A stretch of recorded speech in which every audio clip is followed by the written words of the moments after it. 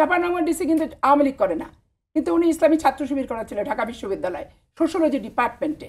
এবং স্বাভাবিক কারণে জামাত চিন্তা করছে যে ওই ইউনিয়নে টিপু চেয়ারম্যানকে যদি আমি শেল্টার দিই, চেয়ারম্যানশিপ যদি থাকে, তাহলে আমি ওই ভোটটা আওয়ামী লীগের হস্তগত করবো তার পক্ষেরটা, অতএব তাকে এখন সাসপেন্ড করলে আলটিমেটলি আমাদের ক্ষতি হয়ে যাচ্ছে। একবার ধরেন আমি আমার এলাকারটা এক্সাম্পল হিসেবে দৃষ্টান্ত সহকারে নাম দিয়ে তথ্য দিয়ে বলতে পারবো।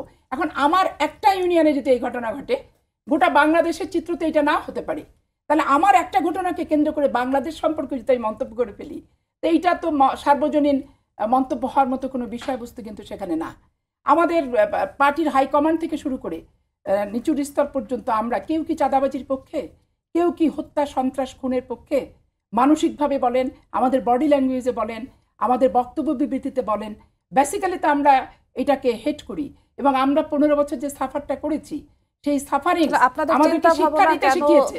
যাচ্ছে না কর্মীদের পর্যন্ত পৌঁছচ্ছে না। দেখেন কর্মীদের পর্যন্ত কেন পৌঁছাবে না? আমি বললাম না যে মানুষের কুমনোবৃত্তি আলা, আপনি যে সবগুলোকেই বাতুল মোকাররম মসজিদের পেশ ইমামের মতো একবারে পবিত্র পুত মানসিকতার লোক পাবেন তা কিন্তু না।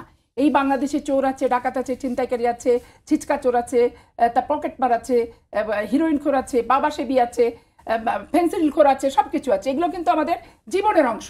এবং এই জীবনের অংশগুলো দেখবেন এদের ভিতরে কেউ রাজনীতির অংশ, কারণ প্রত্যেকটা মানুষ তো রাজনীতির বাইরে কিন্তু না।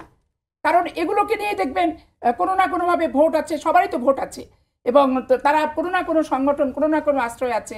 এই সুযোগগুলোকে তারা যে নিচ্ছে, তাদেরকে কোনো জেলার নেতারা কি কেন্দ্রীয় নেতারা ইন্ধন দিয়ে পাঠাচ্ছে তা কিন্তু না।